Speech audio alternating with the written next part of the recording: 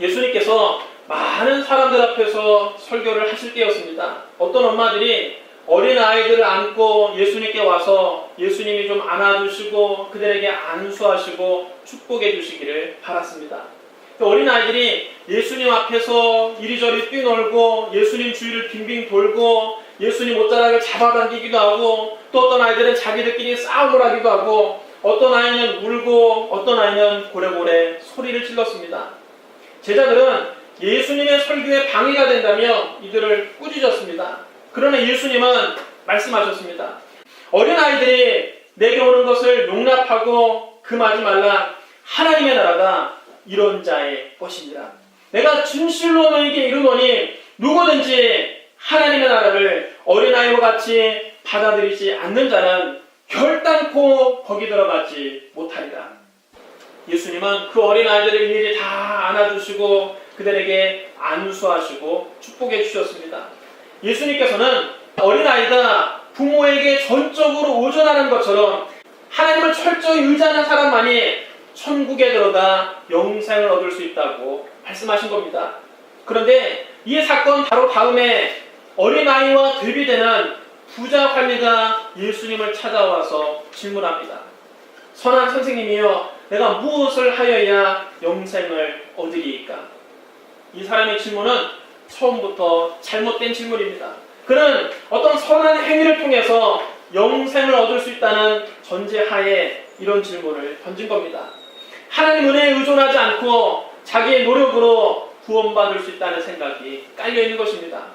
이론적으로야 율법을 하나도 어기지 않고 다 지킨다면 자기 행위로 구원받을 수 있을지 모릅니다.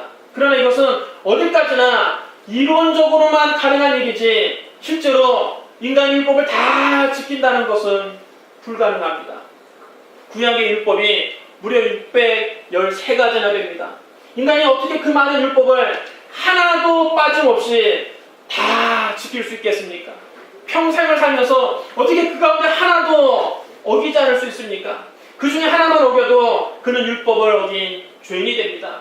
성경은 말씀합니다. 누구든지 온 율법을 지키다가 그 하나를 범하면 모두 범한 자가 되나니, 간음하지 말라 하시니가 또한 살인하지 말라 하셨은즉 네가 비록 간음하지 아니하였어도 살인하면 율법을 범한 자가 되느니라.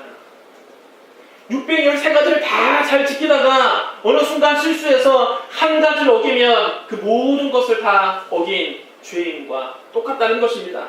그럼 여러분, 이 세상에 자기 행위로 구원받고 영생을 얻을 수 있는 사람은 없습니다. 하나님 앞에 나는 단 한 번도 죄를 짓지 않았는데요, 떳떳한데요, 여러분 장담할 수 있는 사람이 누가 있겠습니까? 그런 사람은 이 세상에 단 한 사람도 없습니다. 성경 말씀하시기를 의인은 없나니 하나도 없다 그랬습니다. 아담 이래로 지금까지 율법을 하나도 어기지 않고 지키신 분은 예수님을 제외하고는 한 사람도 없습니다.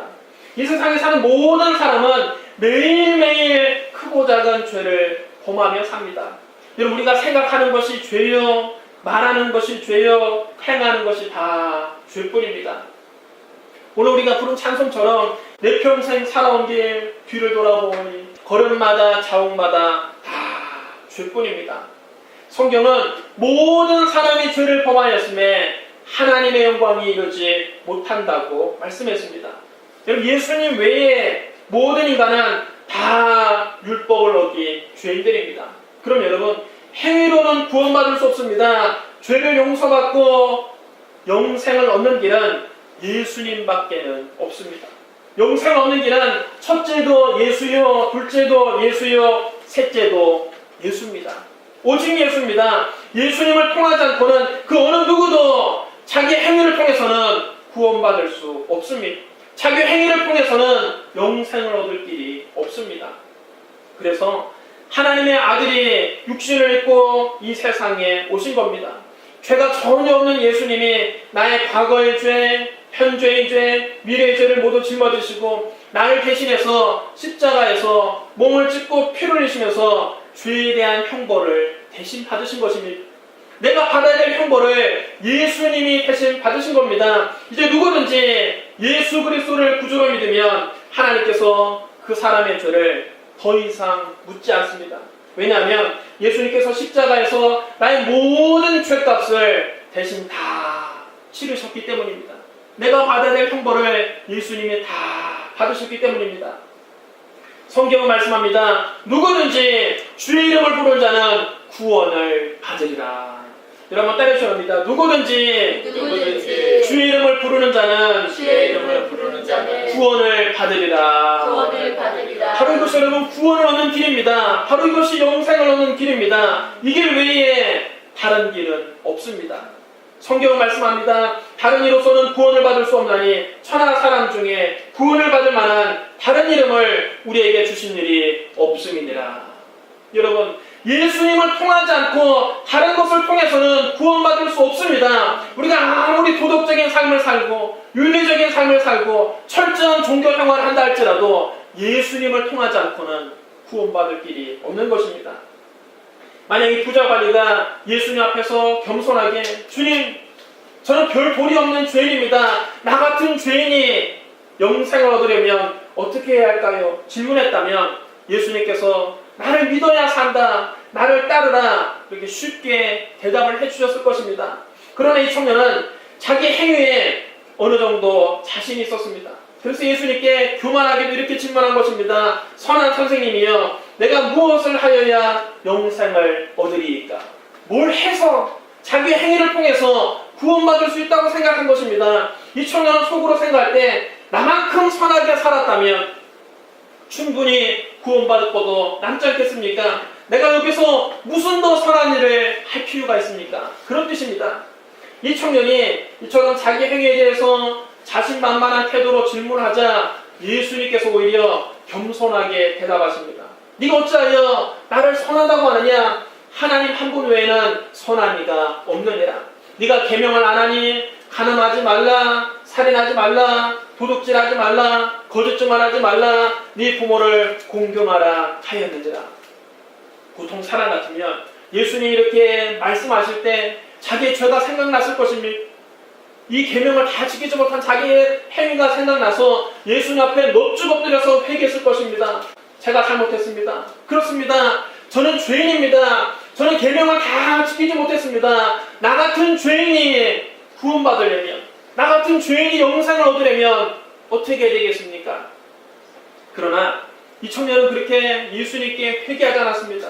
도리어 이것은 내가 어려서부터 다 지키었나이다. 큰 소리를 쳤습니다. 여러분 참으로 어이없는 대답이 아닐 수 없습니다. 정말 무엇이 중요한지도 모르고 하는 대답입니다.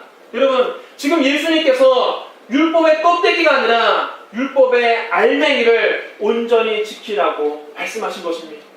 십경의 온전한 알맹이를 지키라고 말씀하신 겁니다. 이 부자가 형식적으로는 율법을 어느 정도 지켰기 때문에 이렇게 큰 소리를 치는 겁니다.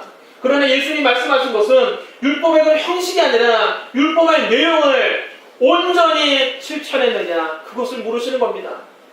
여러분 간음에 대해서도 예수님이 이렇게 말씀하셨습니다. 또 간음하지 말라 하였다는 것을 너희가 들었으나 나는 너희에게 이르노니 음욕을 품고 여자를 보는 자마다 마음에 이미 간음하였느니라.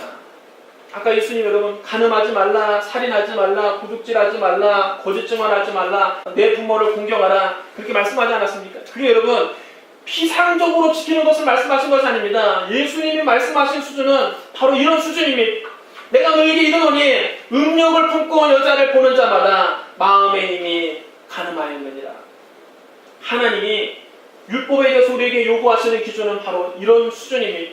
이 기준에 이르지 못했다면 그는 율법을 온전히 지킨 것이 아닙니다. 이 부자가 아마도 행위로는 간음을 저지르지 않았을 것입니다. 자기 아내 외에 다른 여자와 잠자리를 함께하지는 않았을 것입니다. 그러나 이 사람은 과연 마음으로도 일평생 단 한 번도 음란한 생각을 한 적이 없느냐, 간음을 행한 적이 없느냐, 여러분 그렇게 말할 수 있겠습니까? 마음으로라도 단 한 번도 간음하지 않았다고 자신할 수 있는 사람이 이 세상에 있습니까? 저는 예수님의 말씀을 읽을 때마다 지미 카터 전 미국 대통령이 생각납니다. 하루는 플레이보이 잡지사 기자가 지미 카터 대통령을 찾아와서 인터뷰를 했습니다. 당신은 평생 동안 간음한 적이 있습니까? 그러자 카터 대통령이 이렇게 말했습니다. 나는 예수님을 믿는 신앙인이므로 실제로 가늠한 적은 없습니다. 하지만 마음으로는 수없이 많이 가늠을 했습니다. 그리고 카토 대통령은 정말로 신실하게 예수님을 믿는 신자입니다.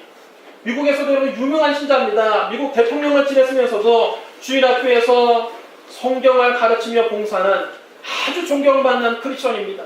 지금까지도 미국과 전 세계 사람들에게 존경을 받는 분입니다. 그런 분도 마음으로는 수없이 가늠했다고 대답하지 않습니까? 바로 이것이 여러분 하나님 앞에 솔직한 대답입니다. 여러분 우리가 사람을 속일 수 있어도 하나님을 속일 수는 없습니다. 하나님은 우리의 마음까지도 감찰하시는 분입니다. 하나님 요구하시는 기준은 그냥 형식적으로만 율법을 지키는 것이 아니라 그 마음의 동기까지, 마음의 생각까지 감찰하시는 하나님이십니다. 살인에 대해서도 주님이 이렇게 말씀하셨습니다. 옛사람에게 말한 바 살인하지 말라. 누구든지 살인하면 심판을 받게 되리라는 것을 너희가 들었으나 나는 너희에게 이르노니 형제에게 노하는 자마다 심판을 받게 되고 형제에 대하여 나아가라는 자는 공에 잡혀가게 되고 미련한 놈이라는 자는 지옥불에 들어가게 되리라. 요한일서 3장 15절에서도 그 형제를 미워하는 자마다 살인하는 자니 살인하는 자마다 영생이 그 속에 거하지 않는 것을 너희가 아는 바라. 이것이 여러분 율법이 우리에게 요구하시는 기준입니다. 행위로 드러난 살인은 단지 율법의 껍데기에 불과함이 미워하는 마음만 있어도 실제로는 율법의 내용을 어겼다는 것입니다. 하나님이 보실 때 우리가 다른 사람을 향해서 미워하고 분노하고 증오하는 그런 마음만 가져도 이미 살인하지 말라는 계명을 어겼다는 것입니다. 이 부적 한원이 살면서 실제로 칼로 사람을 찔러서 죽이진 않았을 것입니다. 그러나 이 사람이 지금까지 살아오면서 과연 한 번도 다른 사람을 미워한 적이 없을까요? 다른 사람에게 화를 낸 적이 없을까요? 형제에게 욕을 한 적이 없을까요? 만약 그가 다른 사람을 미워했거나 다른 사람에게 화를 냈거나 욕을 했다면 그는 율법의 껍데기만 지킨 것이지 율법의 알맹이를 다 지킨 것은 아니라는 것입니다. 여러분 그것은 우리도 마찬가지입니다. 우리도 예수 믿고 교회 다니면서 우리가 여러분 평생 사람을 죽인 일은 없을 것입니다. 그러나 우리가 마음속으로 사람을 미워한 적이 얼마나 많이 있습니까? 마음속으로 이웃을 미워한 적이 얼마나 많이 있습니까? 저 인간 번개 맞아 죽었으면 좋겠다. 벼락은 저 사람에게 안 내리고 뭐하나. 여러분 정말 이런 생각을 한 번도 안 해본 사람이 있습니까? 여러분 운전하면서 한 번도 욕을 안 한 사람이 있습니까? 우리도 율법의 형식만 지킬 뿐이지 예수님이 요구하시는 율법의 내용을 온전히 지키지는 못하고 있는 것입니다. 또 계명에는 도둑질하지 말라고 그랬습니다. 어려서 여러분 친구 지우개라도 하나 집으로 가져온 적이 한 번도 없는 사람이 있습니까? 여러분 청소년 시절에 어머니 지갑에서 1,000원짜리 한 장 슬쩍 보지 않은 사람이 있습니까? 여러분 직장 다니면서 A4지 한 장이라도 사적으로 개인적으로 사용하지 않은 사람이 있습니까? 털어서 먼지 안 나는 사람이 한 사람도 없습니다. 오늘 본문에 보니까 이 관리가 큰 부자라고 했습니다. 이 사람은 사업을 하는 사람도 아니고 정부의 관리입니다. 자기 사업을 하는 사람도 아니고 나라 일을 맡아서 하는 관리가 큰 부자가 되었다니 과연 이 사람이 평생을 청렴하게 급여만 받아서 생활했는지도 의문입니다. 그리고 여러분 거짓 증거하지 말라 그랬는데 이 부자는 자기가 계명을 다 지켰다고 큰 소리를 칩니다. 그 말 자체가 가장 큰 거짓말입니다. 여러분 이 세상에서 가장 큰 거짓말은 나는 한 번도 거짓말을 한 적이 없는데요. 그런 말이라고 하지 않습니까? 자기가 거짓말하지 않았다는 말 자체가 가장 큰 거짓말인 것처럼 이 사람이 자기가 이런 모든 계명을 다 지켰다고 말하는 그 자체가 거짓 증언입니다. 또 내 부모를 공경하라고 했는데 여러분 이 계명 앞에 정말 자유로운 사람이 누가 있습니까? 자신이 효자 효느라고 큰 소리 치는 사람은 진짜가 아닙니다. 전 이 계명 앞에만 서면 정말 작아집니다. 설교를 하면서도 너무나 부끄럽습니다. 1년 내내 여러분 부모님께 소홀하게 대하다가 어버이날에 어머니 가슴에 아버지 가슴에 카네이션만 달아드리면 그것이 여러분 자식으로서의 도리를 다한 것입니까? 자기 스스로를 효자 효녀라고 내세우는 사람은 진짜가 아닙니다. 진짜 효자 효녀들은 자기를 내세우지 않습니다. 남들이 효자다 효녀다 이렇게 칭찬해줘도 부끄러워합니다. 가끔 신문에 효자상, 효부상을 받는 분들의 기사가 실릴 때가 있습니다. 거기에 보면 기가 막힌 사연을 가진 분들이 참으로 많습니다.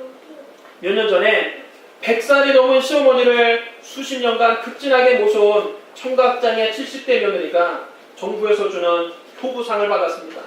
이 70대 할머니 며느리는 14년 전에 남편을 열고 106세가 된 시어머니를 혼자서 모셔왔습니다. 시어머니가 노안에 치매까지 겹쳐서 거동이 불편한 상태입니다. 게다가 이 시어머니는 사별한 그 남편의 친어머니도 아니고 양어머님이 뿐만 아니라 70살의 며느리 본인도 귀가 잘 들리지 않아서 고생하는 청각장애 2급을 가지고 있습니다. 그럼에도 불구하고 그 시어머니가 좋아하는 고기와 생선 반찬을 밥상에서 빼놓은 적이 없다고 합니다. 지극정성으로 수십 년을 모셔왔습니다. 이런 효행이 귀감이 돼서 어버이날에 보건복지부 장관이 주는 효부상을 받게 됐지만 시상식 참석을 한사코 사양했다고 합니다. 자기가 시상식에 가 있는 동안 시어머니를 돌볼 사람이 없다는 것입니다. 시상식 가 있는 동안 고동이 불편한 시어머니가 나를 찾으면 어떡하냐. 그것 때문에 시상식도 불참했다고 합니다. 또 효부상을 받은 또 다른 며느리는 20살에 가난한 집으로 시집을 와서 첫날부터 지금까지 30여 년 동안 온갖 고생을 다 했습니다. 왜냐하면 가난한 농촌에 7남매 장남에게 시집을 왔는데 시집을 와보니까 자기가 모셔야 될 사람이 시부모만 있는 것이 아니라 일제 징용 때 끌려갔다가 몸이 많이 상해서 정신지체 장애 증세를 보이는 시삼촌까지 모셔야 된 집안이었다는 것입니다. 게다가 6명의 시동생을 돌봐야 하는데 그중 한 명은 걸음도 제대로 못 걷고 시력마저 상실한 장애인입니다. 이들의 수발을 혼자서 다 드느라 하루에가 어떻게 지는지도 모를 정도로 30여 년을 살아왔답니다. 집안에 변변히 농사지을 땅도 없습니다. 남편은 목수일 나가러 밖으로 나가면 자기도 품팔이 내서 어렵게 돈을 모아서 그리고 생계를 꾸려가면서 가정에 있는 그 환자들을 돌보고 시동생과 시누이 공부까지 말없이 뒷바라지를 했습니다. 막내 시동생은 대학을 졸업한 뒤 교사가 됐습니다. 마을 사람들이 이 며느리의 이 효행에 대해서 칭찬이 자자하지만 정작 자기는 특별히 한 것도 없는데 이런 상을 받게 돼서 부끄럽다고 부끄러워합니다. 효행상도 몇 년 동안이나 본인은 사용을 했는데 마을 이장을 비롯해서 주민들이 거의 반강제적으로 추천해서 이번에 받게 됐다는 것입니다. 여러분, 이런 분들이 진짜 효자, 효부입니다. 자기가 효자다, 자기가 효녀다, 효부다 지켜 세우는 사람들은 다 가짜입니다. 진짜는 겸손한 것입니다. 상을 주면 오히려 부끄러워합니다. 당연히 해야 할 일을 한 것뿐이라고 말합니다. 오히려 더 부모님을 잘 모시지 못해서 안타깝다고 말을 합니다. 여러분, 이런 분들이 진짜 부모를 공경하는 사람들이고 이 부자 관원처럼 이런 것쯤은 내가 다 어려서부터 지켜온나이다 큰 소리 치는 사람이 여러분 가짜입니다. 이처럼 여러분 율법의 엄격한 잣대를 들이댄다면 이 땅에 여러분 살아남을 수 있는 사람이 누가 있겠습니까? 하나님의 기준으로 율법의 엄격한 기준을 갖다 댄다면 나는 율법을 다 지켰습니다 말할 수 있는 사람이 여러분 누가 있겠습니까? 그럼에도 불구하고 이 부자 관원은 자기 행위에 자신이 있었습니다. 이것은 내가 어려서부터 다 지켰나이다. 이 사람이 이런 말할 때 예수님 아마 속으로 웃으셨을 것입니다. 내가 네 행위를 다 알고 있는데 무슨 그런 엉터리 같은 말을 하느냐. 주님은 불꽃 같은 눈으로 우리의 마음까지도 감찰하시는 분입니다. 성경은 말씀합니다. 사람의 행위가 자기 보기에는 모두 정직하여도 영원한 마음을 감찰하시느니라. 여러분 따라줘야 합니다. 하나님은 마음을 감찰하십니다. 하나님은 우리의 마음까지도 감찰하십니다. 이 사람이 자기 의로운 행위로 구원을 받겠다고 하니까 예수님이 이제 그에게 점점점 더 무거운 행위를 요구하십니다. 내게 아직도 한 가지 부족한 것이 있으니 내게 있는 것을 다 팔아 가난한 자들에게 나눠줘라. 그리하면 하늘에서 내게 보화가 있으리라. 그리고 와서 나를 따르라. 아직 한 가지가 부족하다는 것입니다. 내 이웃 사랑하기를 내 자신과 같이 사랑하라는 율법을 이제 문자 그대로 실천하라는 것입니다. 내 소유를 다 팔아서 가난한 사람들, 너보다 못 사는 사람들에게 다 나눠주고 네 이웃을 내 자신과 같이 사랑하고 난 다음에 나를 따르라. 그러면 너에게 영생이 있을 것이다. 하늘에서 너에게 보화가 있을 것이다. 이 사람이 그것만큼은 도저히 실천할 수가 없었습니다. 그는 재산이 너무 많은 큰 부자였으므로 그 말씀을 듣고 심히 근심했다고 오늘 성경은 말씀합니다. 그는 고민하다가 결국 재산을 버릴 수 없어서 예수님을 버리고 말았습니다. 세상을 내려놓을 수 없어서 신앙을 내려놓고 말았습니다. 그는 너는 나 외에는 다른 신을 내게 두지 말라는 십계명의 첫째 계명마저 어기고 만 것입니다. 그에게는 하나님보다 재물이 더 큰 신이었던 것입니다. 그가 정말로 사랑했던 것은 하나님이 아니라 자기 재산이었습니다. 그는 하나님보다 재산을 더 사랑했고 하나님보다 재산을 더 의지했습니다. 그래서 재산을 포기할 수 없어서 예수님을 포기하고 신앙을 포기하고 예수님을 떠났던 것입니다. 만약 여러분 우리도 이 부자 관리처럼 우리의 행위를 통해서 구원받겠다고 나선다면 주님은 우리에게도 말씀하실 것입니다. 내게 아직도 한 가지 부족한 것이 있다. 너에게 아직도 한 가지 부족한 것이 있다. 그리고 우리에게 점점점 더 어려운 행위를 요구하실 것입니다. 더 어려운 기준을 요구하실 것입니다. 율법의 요구는 우리가 도저히 감당할 수 없는 겁니다. 율법의 행위로 하나님 앞에서 의롭다 하신 얻을 그런 육체는 없습니다. 성경 말씀합니다. 그러므로 율법의 행위로 그의 앞에 의롭다 하신 얻을 육체가 없나니 율법으로는 죄를 깨달음이니라. 율법을 지켜서 하나님 앞에 의롭다고 인정받을 수 있는 사람은 없습니다. 율법은 우리의 죄를 깨달으라고 주신 겁니다. 오로지 믿음으로 구원받는다면 내 공로를 자랑할 것도 없고 내 공로를 내세울 것도 없습니다. 나는 그저 나 같은 죄인 살려주신 것 감사합니다. 나 같은 죄인 구원해 주신 것 감사합니다. 하나님 앞에는 우리에게 감사할 것밖에는 없는 것입니다. 바로 이것이 여러분 성도의 자세입니다. 성경 말씀합니다. 너희는 그 은혜에 의하여 믿음으로 말미암아 구원을 받았나니 이것은 너희에게서 난 것이 아니요 하나님의 선물이라. 행위에서 난 것이 아니니 이는 누구든지 자랑하지 못하게 하려 함이니라. 구원은 우리의 행위로 받은 것이 아닙니다. 나의 의로운 행위로 구원받은 것이 아닙니다. 그러면 우리가 자랑할 것이 하나도 없습니다. 우리의 자랑은 오직 예수님 뿐입니다. 성도는 세상과 나는 간 것 없고 오직 구속하신 주님만 보여야 됩니다. 내가 열심을 다해서 계명을 지키고 내가 열심히 해서 전도를 하고 내가 열심히 충성을 했고 내가 많은 헌금을 했다고 생각하면 그것은 자기를 우상으로 높이는 것입니다. 우리 여러분 신앙생활할 때 주님의 은혜로 성결한 삶을 살고 주님의 은혜로 전도도 하고 주님의 은혜로 물질도 주님께 드리고 주님의 은혜로 선한 일도 하는 것입니다. 모든 것은 내 안에 계신 그리스도께서 하는 것입니다. 내가 하는 것이 아닙니다. 여러분 하나님 앞에서 우리가 자랑할 것이 과연 무엇이 있습니까?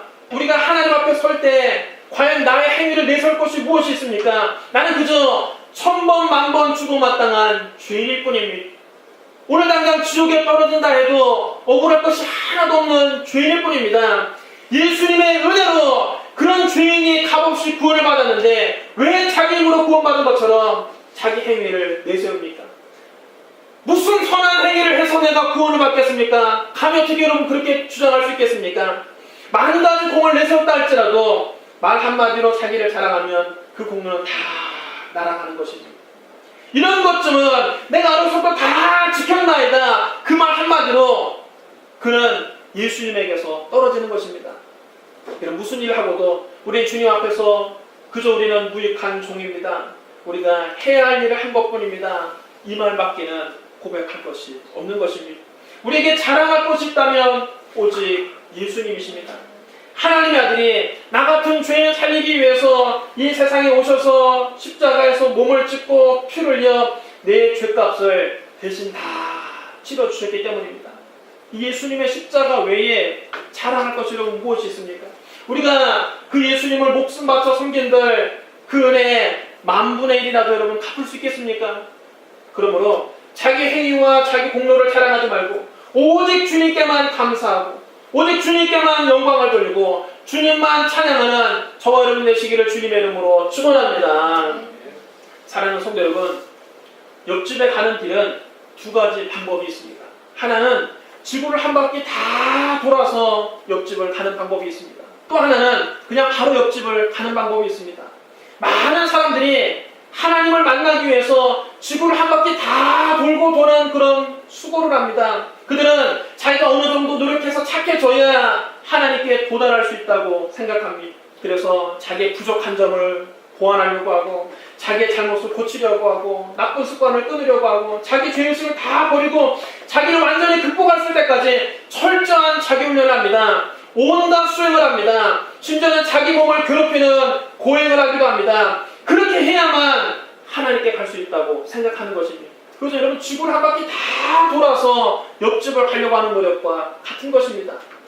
하지만 그렇게 해도 결국은 하나님 곁에 가지 못합니다. 주님은 그런 사람에게 말을 합니다. 자기 노력으로 하나님께 가려고 하는 사람에게 주님은 오늘 이 부자 관리에게 하셨던 똑같은 말씀을 하십니다. 내게 아직도 한 가지 부족한 것이 있으니, 그리고 그가 도저히 감당할 수 없는 완벽을 요구하십니다. 그가 발버둥을 쳐도 도달할 수 없는 완전을 요구하십니다. 절대 여러분, 사람은 그 율법을 지켜서는 구원받을 수 없습니다. 옆집은 그냥 건너가면 되는 것입니다. 한 발짝만 내디디면 도착합니다. 마찬가지로 영적인 변화는 자기 노력의 성취가 아니고 하나님 은혜의 선물입니다.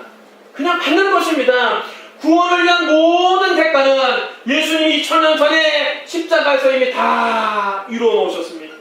모든 치료의 대가는 예수님이 다 치르셨습니다. 우리는 그 은혜를 그저 감사히 받아들이기만 하면 되는 것입니다. 구원받기 위해서 지구를 한 바퀴 다 도는 수고를 하지 않아도 됩니다. 십자가에 달리신 예수님을 향해서 우리가 돌아서서 주여라고 부르기만 하면 바로 거기에 하나님이 계십니다. 바로 십자가 되신 예수님 바라보고 우리가 주님으로 고백할 때 하나님이 거기에서 인자한 얼굴로 우리를 기다리고 계십니다. 하나님은 가장 가까운 곳에서 지금도 저와 여러분을 기다리고 계십니다. 그러나 너무나 많은 사람들이 이 부자 관리처럼 너무 먼 길을 돌고 돌아서 하나님을 찾아가려고 합니다.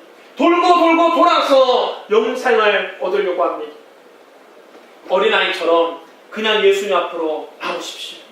어린아이가 자기 부모를 절대 의존하는 것처럼 예수님만 붙잡고 전적으로 예수님만 의지하십시오. 바로 그것이 구원을 얻는 길이요, 영생을 얻는 길입니다. 영생을 얻는 유일한 길은 나 같은 죄인 살리기 위해서 십자가에서 몸짓고 피 흘려 나의 모든 죄값을 대신 치르신 예수 그리스도를 믿는 길밖에는 없습니다. 인간의 보잘것없는 노력으로 구원을 쟁취하려고 하지 말고 먼 길 돌고 돌아서 헛수고하지 말고 우리를 위해서 십자가 되신 예수 그리스도를 의지함으로 하나님의 은혜로 값없이 의롭다고 얻게 되시기를 주님의 이름으로 축복합니다. 기도하겠습니다.